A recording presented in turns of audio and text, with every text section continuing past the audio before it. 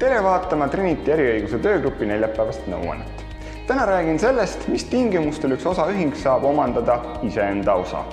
Miks sellist tehingut võiks üldse teha?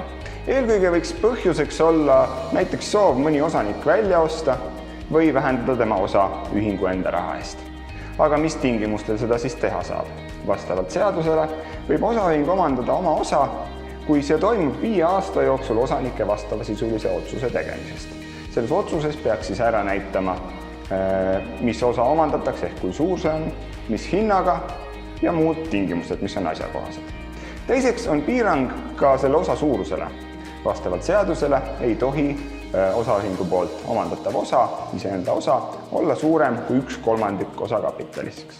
Ja kolmandaks peab ühingu netovara pärast sellist tehingut vastama ka seaduse nõuetele. Lisainfoks, et oma osa pärast omandamist siis ei anna osaühingule osaniku õigusi, ehk siis selle alusel ei saa jaotada kasumit ja sellel ei ole õigust osaleda hääletamises. Ja sellistel tingimustel ongi võimalik see oma osa omandada. Veel siia juurde öelda, et ostuhinnalt, mis siis sellisel juhul tasutakse, tuleb tasuda tulumaksu sarnaselt dividendile, välja arvatud siis sellelt osalt, mis ei ületa kõikide osade soetusmaksumust.